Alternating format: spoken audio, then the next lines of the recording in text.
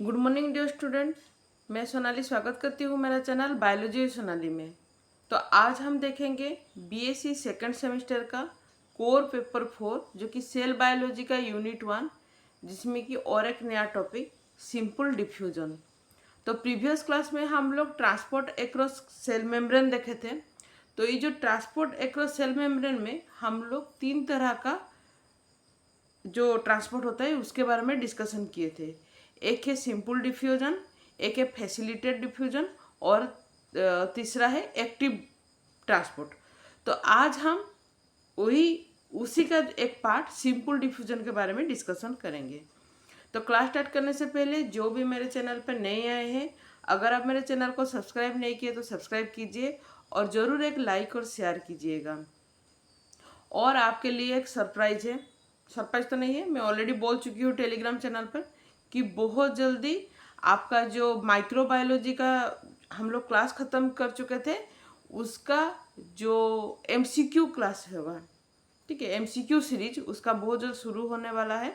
उसका एमसीक्यू होगा। उसके बाद मैं आपको जो सैम्पल क्वेश्चन है, किस तरह से क्वेश्चन आ सकता है, वो मैं आपको दे दूँगी, प्रोवाइड कर दूँगी। तो आज क्लास स्टार्ट करते हैं। उससे पहले अगर आप मेरे प्रीवियस क्लास नहीं देखे हैं माइक्रोबायोलॉजी या फिर सेल बायोलॉजी, तो मैं प्लेलिस्ट में लिंक दे दूँगी, आप जाके प्रीवियस क्लास देख सकते हैं। इसके अलावा आप मेरे टेलीग्राम चैनल पर भी ज्वाइन हो सकते हैं, उसका भी लिंक मैं अपने डिस्क्रिप्शन में दे दूँगी। तो सिंपल डिफ्यूजन क्या है हम लोग पहले देखेंगे इसके बारे में। तो देखिए, transport of metabolites across the membrane along the concentration gradient and without the use of carrier molecule is called simple diffusion. देखिए, सिंपल डिफ्यूजन मतलब क्या, ये एकदम सिंपल होता है, जहाँ पर इसका इतना प्रॉब्लम नहीं होता, ये सिंपल होता है, ठीक है। यहाँ पर क्या होता है, जो मेटाबोलाइट्स है, चाहे मॉलिक्यूल हो या फिर आयन हो, ये सभी क्या होता है, मेम्ब्रेन से ट्रांसपोर्ट होता है, ठीक है, मेम्ब्रेन से अंदर आना या फिर बाहर जाना, जो कि कॉन्सेंट्रेशन ग्रेडियंट के साथ होता है। अच्छा, अभी कॉन्सेंट्रेशन ग्रेडियंट क्या है? देखिए, कॉन्सेंट्रेशन ग्रेडियंट ये है कि अगर उसके अकॉर्डिंग जाना मतलब हाई से लो जाना, अगर अगेंस्ट कॉन्सेंट्रेशन ग्रेडियंट है मतलब लो से हाई जाना। जैसे कि एक्टिव ट्रांसपोर्ट में हम लोग आगे देखेंगे एक्टिव ट्रांसपोर्ट के बारे में। प्रीवियस क्लास में थोड़ा सा आपको नॉलेज होगा, मैं बोल चुकी हूँ इसके बारे में कि एक्टिव ट्रांसपोर्ट में क्या होता है, अगेंस्ट कॉन्सेंट्रेशन ग्रेडियंट जो सब्सटेंसेस है वो मूव करते हैं, मेम्ब्रेन के अंदर या फिर बाहर जाते हैं। इसका मतलब होता है वो लोग लो से हाई कंसंट्रेशन में जाते हैं। लेकिन यहाँ पर क्या होता है, हाई कंसंट्रेशन से लो कंसंट्रेशन आना, इसका मतलब है कंसंट्रेशन ग्रेडियंट के साथ ही इसका चलना, along the concentration gradient and without the use of carrier molecule. यहाँ पर कोई कैरियर मॉलिक्यूल की जरूरत नहीं होता। कैरियर मॉलिक्यूल मतलब क्या होता है, जैसे कि वाटर, पानी। पानी क्या होता है, पानी का काम होता है वो कैरियर की तरह काम करता है, जिसके साथ पानी क्या करता है, अपनी तरफ जो हाइड्रोफिलिक, उसका पास हाइड्रोफिलिक पावर होता है ना, मतलब अपने तरफ सबको अट्रैक्ट करना। तो क्या करता है, अपने तरफ अट्रैक्ट करके एक मॉलिक्यूल को क्या करता है, मेम्ब्रेन से बाहर भेज देता है या फिर अंदर आता है, ठीक है। यहाँ पर लेकिन इस तरह से कोई कैरियर मॉलिक्यूल की जरूरत नहीं है। यहाँ सिंपली हायर कंसंट्रेशन से लो कंसंट्रेशन को क्या होता है, जो मॉलिक्यूल्स या फिर आयन है वो चले जाते हैं, ठीक है। उसके बाद अगर नेक्स्ट पॉइंट देखें, movement of substances takes place from higher concentration to low concentration region. जैसे कि मैं अभी आपको बोली, it is the slow process, लेकिन ये कंपैरेटिवली बहुत स्लो प्रोसेस होता है। एक्टिव ट्रांसपोर्ट में बहुत फास्ट होता है, लेकिन यहाँ पर बहुत स्लो होता है, ठीक है। It is not believe to be an important mechanism for transport, क्योंकि ये इतना स्लो प्रोसेस होता है, क्योंकि इसको इतना इम्पोर्टेंट मैकेनिज्म है ये माना नहीं जाता, क्योंकि इसमें बहुत स्लोली काम होता है, ठीक है। In the Darnley-Davidson model, it was assumed that passage of substances took place through small rigid protein line pore in membrane। तो हम लोग डार्नेली और डेप्सन का जो मॉडल है वो तो पहले डिस्कशन कर चुके थे। तो उसमें क्या देखा गया था, जो सब्सटेंस होता है वो क्या होता है, एकदम छोटा सा, एकदम स्मॉल पोर होता है, जो कि 7 आर्मस्ट्रॉन्ग होता है उसका, जो इतना पोर होता, मतलब छोटा सा पोर होता है, उसी के अंदर से जहाँ पर कि प्रोटीन लाइन होता है वहाँ पर, उसी के अंदर से मॉलिक्यूल क्या होता है, ट्रांसपोर्ट होता है। Simple diffusion mean that the molecule can pass directly through the membrane. लेकिन यहाँ पर क्या होता है, देखिए सिंपल डिफ्यूजन का मतलब क्या होता है, यहाँ पर ज़्यादा क्रिटिकल नहीं होता है, यहाँ पर डायरेक्ट मेम्ब्रेन के थ्रू मॉलिक्यूल ट्रांसपोर्ट होता है। ठीक है, तो इसमें देखेंगे हम लोग ऑस्मोसिस क्या है। Osmosis is a special term use for the diffusion of water through cell membrane. Water is a polar molecule, it is able to pass through the lipid bilayer of the plasma membrane, जिसको कि aquaporin. Aquaporin क्या है, इसको याद रखिए, ये जो term है एक्वापोरिन, इसका मतलब क्या है इसको याद रखिए।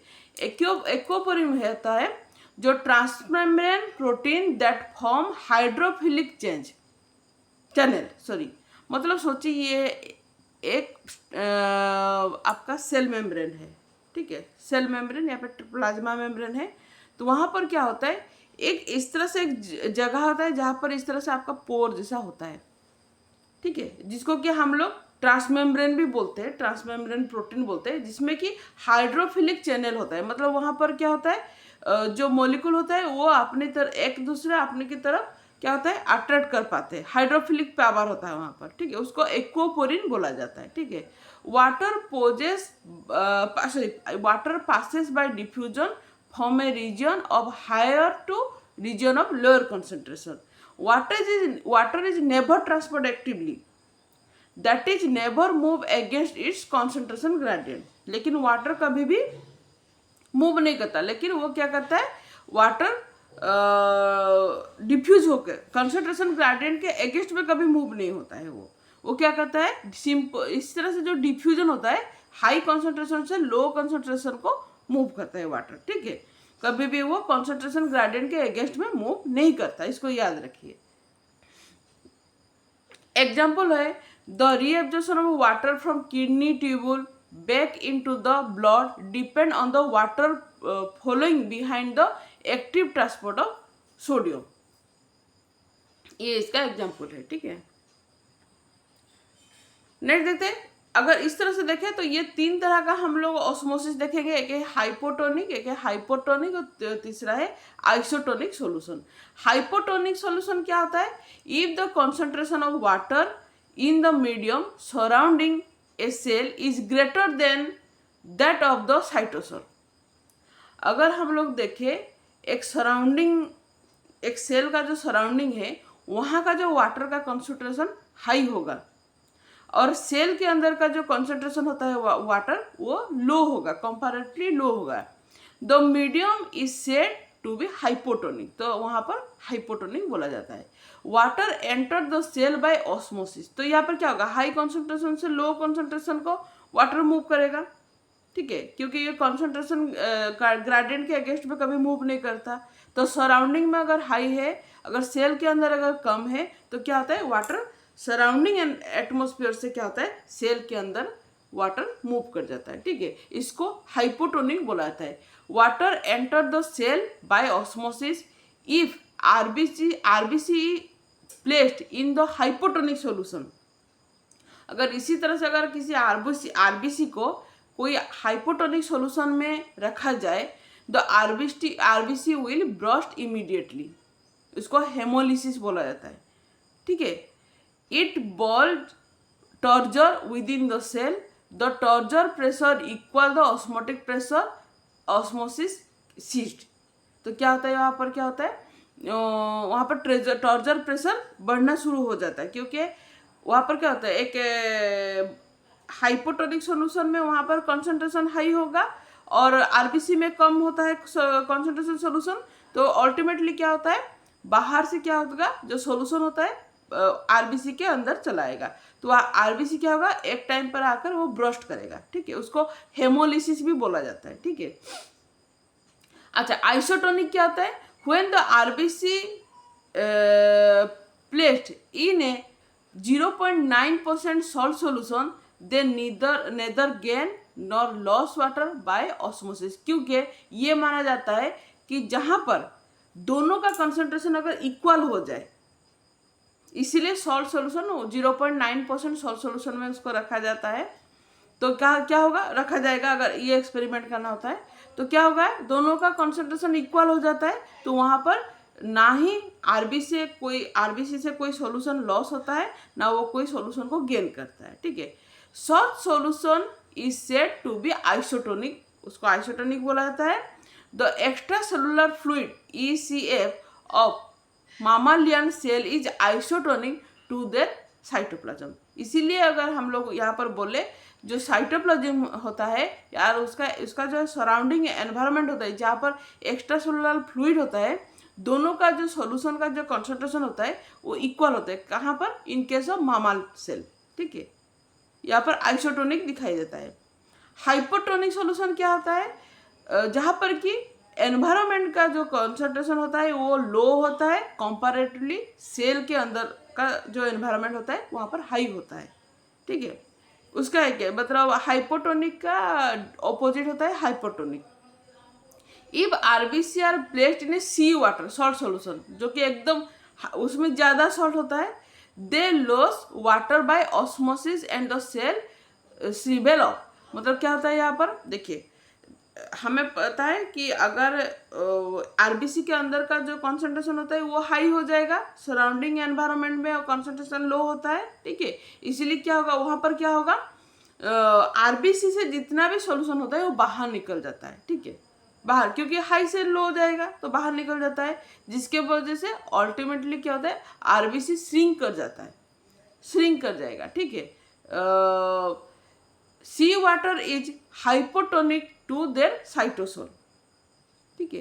If a plant tissue is placed in sea water, the cell content shrink away from the rigid cell wall, this is called the plasmolysis. अगर प्लांट के केस में अगर इस तरह से दिखाई दे उसको प्लाज्मोलिसिस बोला जाता है। तो नेक्स्ट क्लास में हम लोग फैसिलिटेड डिफ्यूजन देखेंगे। तो आज के लिए इतना ही। आई होप आपको ये क्लास हेल्पफुल लगता होगा। जरूर एक लाइक और शेयर कीजिएगा। तब तक के लिए थैंक यू, बाय बाय।